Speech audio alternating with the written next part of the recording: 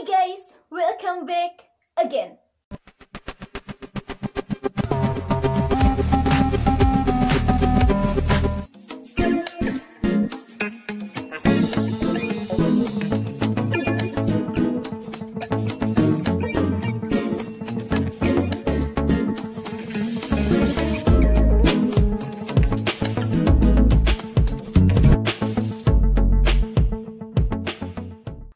Buat pertama-tama di sini aku mau minta maaf dulu yang sebesar-besarnya karena udah dari lama banget aku nggak bisa up video dulu gitu.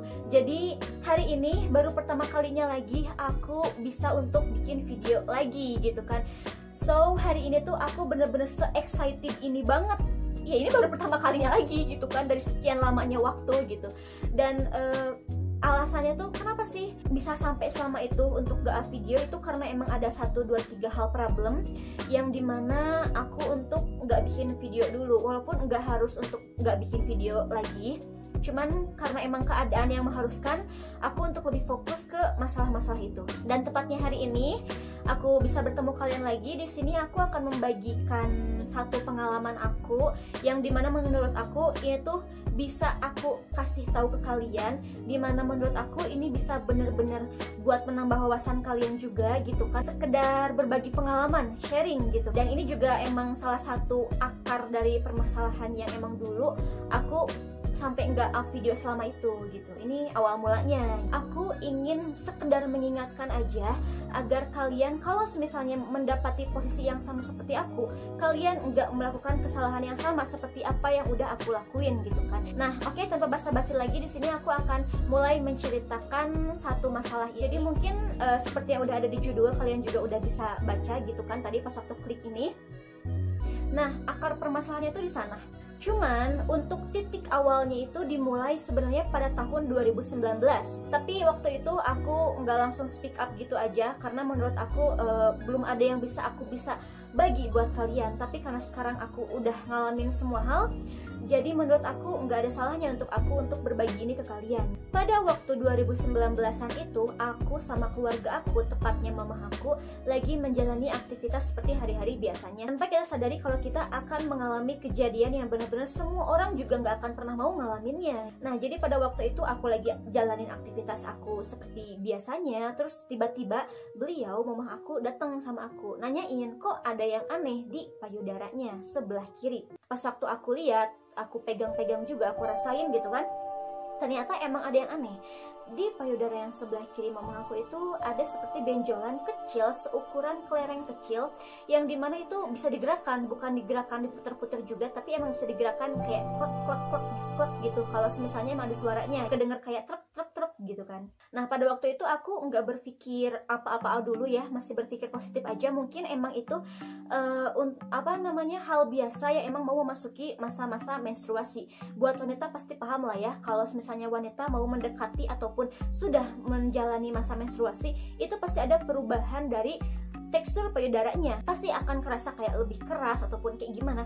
Dan aku juga emang memikirkan hal demikian gitu. Tapi ternyata selang waktu minggu bulan, tekstur itu yang aku rasain tuh kok makin aneh. Karena mama aku datang lagi nih beberapa bulan selanjutnya itu datang lagi ke aku, bilang kok kayaknya makin aneh. Apa? Pas waktu aku lihat, aku pegang-pegang lagi, ukurannya makin membesar, seperti kayak kelereng gundu yang lebih gede dari kelereng yang kecil-kecil itu kan. Dan di sana aku langsung kayak, oh ini pasti ada apa-apa nih, aku cari tahu lah gitu kan. Sampai akhirnya mungkin waktu itu aku tahu emang ini berbahaya gitu.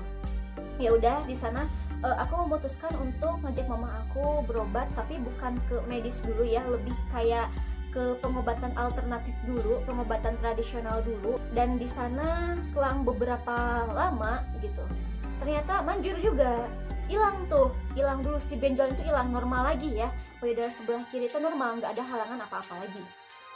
Cuman masalahnya adalah setelah beberapa waktu itu hilang, mungkin tepatnya 1 bulan 2 bulanan hilang, ternyata di sana mama aku balik lagi bilang sama aku kalau benjolannya ada lagi. Jadi bukan kayak tiba-tiba ajaib datang lagi, enggak gitu. Kayaknya mungkin emang dari awal hilang, tapi nggak sepenuhnya hilang gitu kan. Jadi masih ada lagi. Di sana ya udah, pas aku pegang, kok ukurannya malah balik ke posisi seperti kayak kelereng gundu itu, lebih gede kan. Ya udahlah, di sini aku kayak wah makin khawatir dong, loh kok ini kayak gini, kenapa? Cuma salahnya itu adalah aku waktu itu nggak buru-buru bawa berobat ke rumah sakit. Jadi ya udahlah, sok di apa namanya kayak kompres pakai air hangat dulu aja gitu loh, sambil kayak dipegang-pegang dulu aja, dipijit-pijit dulu aja, ya kali aja bisa menghilang gitu kan, kali aja bisa mengecil lah gitu, bukan hilang, bisa mengecil sih benjolannya. Dan selang beberapa lama ternyata si benjolan tuh makin gede guys, bener-bener kayak makin gede ukurannya, bahkan mungkin bisa dibilang ukuran bakso ya, yang segede gini, ya yang segede gini gitu ukurannya. Dan aku makin kaget lah di sana, loh kok malah kayak gini gitu. Dan si payudara yang sebelah kiri mama aku itu berubah warna, dari yang awalnya normal jadi sekarang lebih kelihat urat-uratnya banget, lebih ke biru-biru ungu-unguan gitu. Sampai akhirnya ya udah aku memutuskan untuk langsung berobat ke rumah sakit walaupun telat. Di sana aku mulai ngecek ke dokter umum dulu biasa ya untuk mengecek keadaan. Ternyata kata mereka wah ini tumor, dan mereka nggak sanggup untuk mengobati ini kecuali untuk mungkin ngasih obat-obatan aja, karena yang mama aku rasain pas waktu semenjak si benjolan itu ada dari mulai kecil itu rasanya gatel ya. Peringatan pertama itu akan terasa gatel, terus kalau udah bertambah ukurannya akan terasa lebih besar, maksudnya kalau ukurannya lebih besar itu akan terasa lebih seperti perih, sakit, nyut-nyutan gitu loh, kayak gitu. Selain dari berubah warna ya, dan lebih keras juga tentunya ke si payudaranya. Ya udahlah, si dokter umumnya itu ngasih aku obat-obatan juga, yang dimana itu untuk mengurangi rasa sakit aja paling kayak gitu, bukan mengobati si penyakitnya.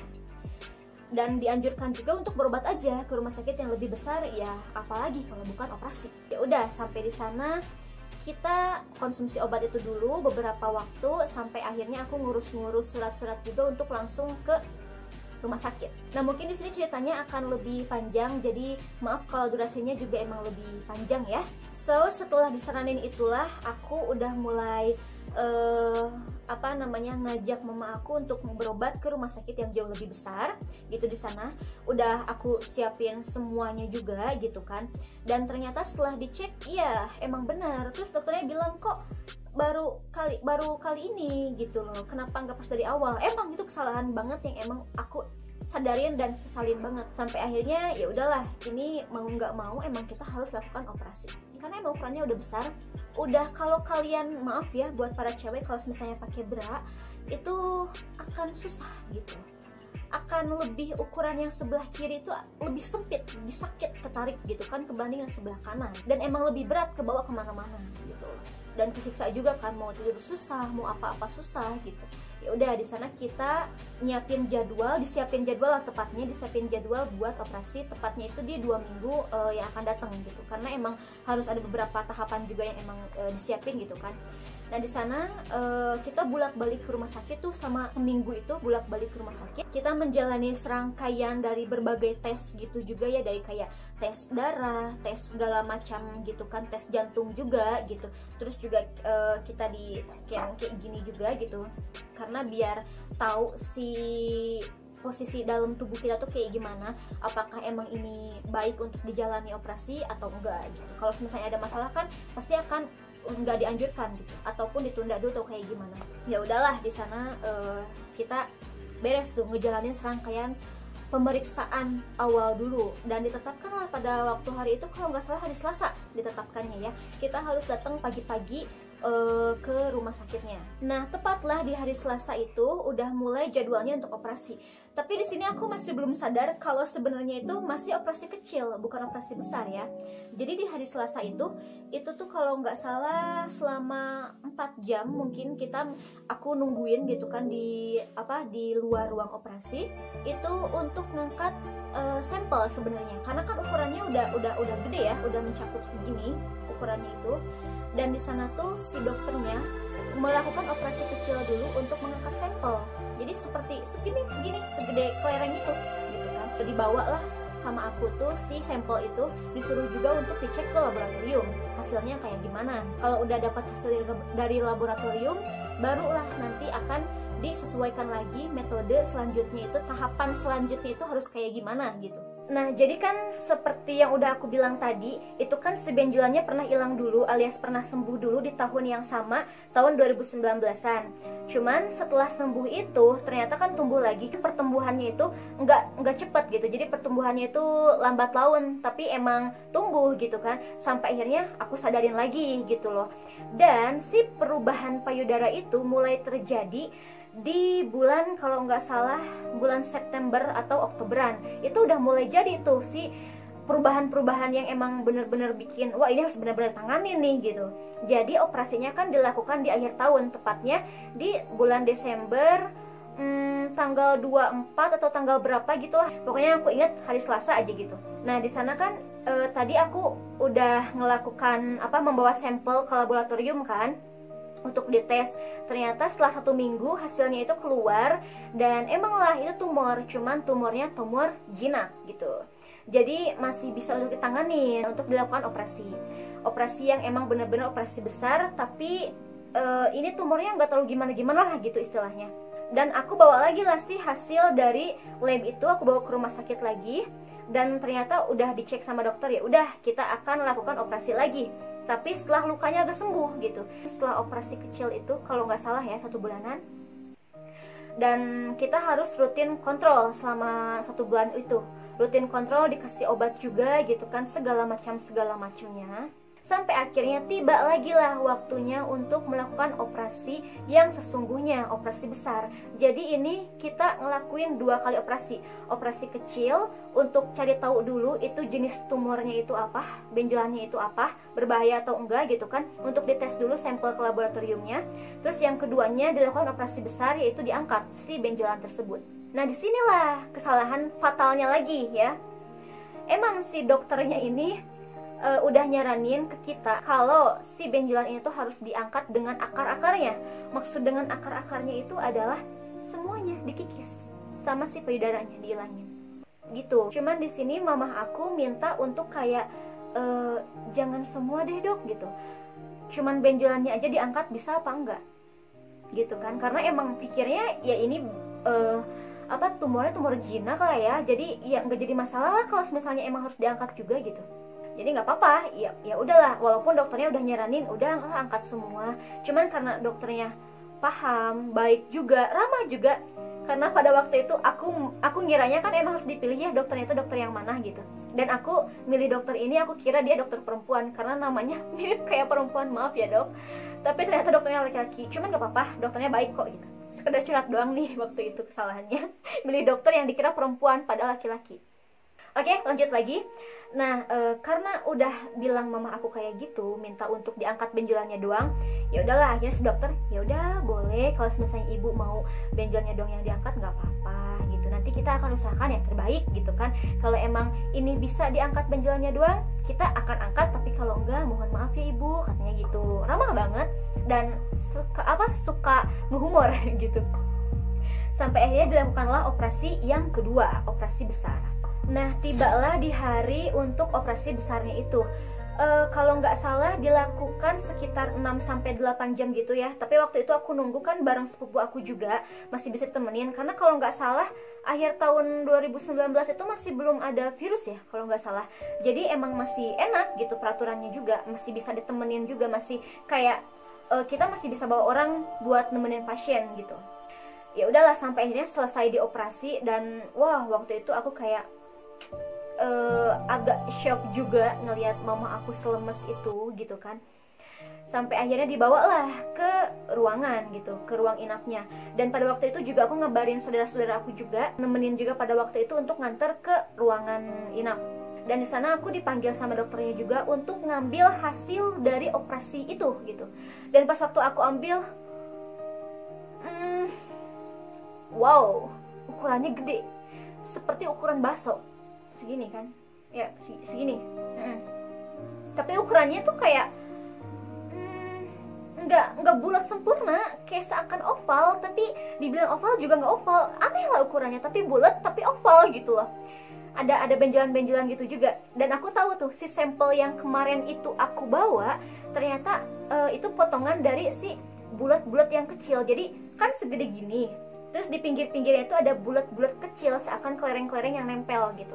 aku seneng lah, udah beres dong akhirnya. Dan ternyata si dokternya juga bilang, ini kita lakuin operasi ini ngambil benjolannya doang, jadi payudaranya masih utuh. Mohon maaf buat perempuan, si bagian tengah untuk menyusui itu masih ada gitu, jadi nggak dipotong, bener-bener jadi masih ada, masih utuh gitu. Kita seneng dong gitu kan. Ya udahlah, dirawat lah, setelah beberapa hari udah bisa pulang, udah bisa normal lagi.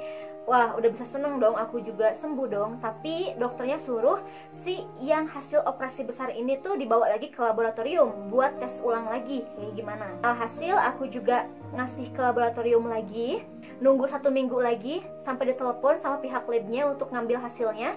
Pas waktu aku ambil, aku kasih ke dokter lagi, ke dokter yang humoris itu lagi gitu kan. Dan kata dokternya, oh alhamdulillah Li, ini udah selesai karena emang tumornya juga termasuk tumor jinak. Jadi insya Allah nggak akan tumbuh lagi. Cuman di sini kita harus agak lebih hati-hati aja. Walaupun emang tesnya itu nggak akan tumbuh lagi, tapi bukan berarti nggak bisa tumbuh lagi. Masih ada istilahnya kayak 3% kemungkinan buat jadi tumbuh lagi. Tapi katanya kalau misalnya tumor jinak, biasanya kalau udah diangkat benjolannya, si tumornya itu nggak akan tumbuh lagi. Biasanya kan kayak gitu. Ya udahlah, aku alhamdulillah dong, seneng banget waktu itu udah selesai, udah beres juga. Udah ngelakuin aktivitas normal lagi, udah sembuh lagi, bekas lukanya udah kering lagi gitu. Ya udah dinyatakan udah benar-benar sembuh, clear, beres nih masalahnya. Dan ternyata yang aku nggak tahu, setelah itu penyakit itu datang lagi. Datang di saat keadaan yang emang kurang tepat, yaitu di saat adanya juga virus corona. Awalnya dikira kayak nggak akan tumbuh lagi, terus tumbuh lagi. Kita udah ngelakuin dua operasi kecil dan operasi besar gitu. Ternyata tumbuh lagi dong. Mungkin ini kelanjutannya akan aku ceritain nanti nih ya, di part yang kedua ataupun part yang ketiga. Pokoknya aku akan upload video dulu ataupun lanjutin cerita ini dulu, baru upload videonya. Nanti kita lihat, pokoknya ini ceritanya akan ada sampai 3 part. Aku lanjut lagi. Pada waktu itu aku fokus dulu untuk membereskan semua masalah ini dulu. Jadi kayak cerita dulu nih mama aku kayak gimana gitu. Yang bikin aku kaget bener-bener nih ya, pas waktu sebelum aku tahu itu si tumor itu tumbuh lagi, itu kan awalnya ada tuh kan, masih ada sih payudaranya, kempes, walaupun masih ada sedikit kayak buntelan lemak gitu kan yang ada di payudara. Itu kan bekas jahitannya dari mungkin segini ya, dari sini sampai sini gitu, operasiannya, pengangkatannya. Jadi 1 jengkal dari payudara sebelah kiri itu tuh dari bekas jahitan kelihatan ada benjolan. Aku kira itu adalah ya benjolan kulit ataupun kayak lemak yang ada dalam payudara. Jadi karena emang ini hasil operasi, jadi pas sisi payudara kan dilipat ke dalam gitu, ya kan, untuk dijahit gitu kan. Jadi aku kira itu emang hasil itunya aja. Aku nggak ngira apa-apa lagi. Tapi lambat laun kok makin gede. Sampai akhirnya aku tahu itu bener-bener tumbuh lagi.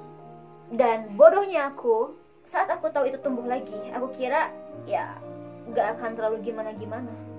Sampai akhirnya melebihi dari ekspektasi aku, melebihi dari pengalaman aku yang udah aku alamin ini gitu. Lebih banget, itu bener-bener lebih banget kejadiannya. Di yang pas waktu itu kan aku ngejagain di rumah sakitnya masih bisa giliran kan. Tapi pas waktu di tahun 2020-2021 tepatnya ngelakuin operasinya itu, karena akhir tahun juga sama lakuin operasinya. Pokoknya selang 1 tahun itu si benjolannya jadi lagi. Pas waktu itu masih bisa ditemenin sama saudara, gilir untuk jaga, masih ada yang bisa ngebesuk gitu kan. Tapi pas waktu tahun itu, tahun yang kedua ngalamin gitu, itu udah nggak bisa karena udah peraturan, udah kasus COVID-19 juga, jadi nggak boleh ditemenin sama orang-orang lain gitu. Walaupun itu saudara sendiri, keluarga sendiri ya, karena nggak boleh, udah peraturannya kayak gitu. Nah, jadi mungkin untuk part pertamanya ini udah beres dulu ya. Jadi pokoknya intinya udah sembuh dulu gitu, udah benar-benar selesai nih, udah benar-benar beres. Sampai akhirnya ternyata itu tumbuh lagi. Itu kayak gimana kelanjutannya, next aku akan ceritain di video selanjutnya. Pokoknya di sini aku ingin berbagi cerita ke kalian biar kalian makin paham Kayak gimana sih tanda-tanda ataupun ciri-ciri dari tumor payudara itu mulai terjadi pada wanita ataupun pada pria ya? Karena nggak kemungkinan pria juga bisa ngalamin. Jadi titik poinnya di sini yang bisa kalian ambil adalah jika kalian mengalami tanda-tanda yang aneh di payudara kalian, entah itu sebelah kiri ataupun sebelah kanan, dengan ciri-ciri tiba-tiba ada benjolan-benjolan tertentu di waktu yang emang bukan waktu-waktu, kalau cewek ya, bukan waktu-waktu mau menstruasi ataupun udah menstruasi gitu. Si benjolan itu bisa kalian gerakin gitu ya, kayak koclak-koclak kayak gitu. Setahu aku kayak gitu. Dan juga si benjolan itu terasa gatal, dan di area puting itu terasa gatal, kayak banyak semut gitu gatalnya tuh, rasanya kayak gitu. Terus ada rasa yang aneh di payudaranya itu, kayak seperti agak lebih keras gitu kan, agak lebih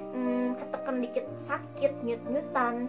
Dan akhirnya setelah semua hal itu kalian alamin, si benjolan itu akan berubah jadi ke ukuran yang lebih besar lagi, terus-terusan tumbuh. Selang pertumbuhan itu akan terasa rasa sakit, rasa ngilu, rasa perih gitu kan, rasa gatal.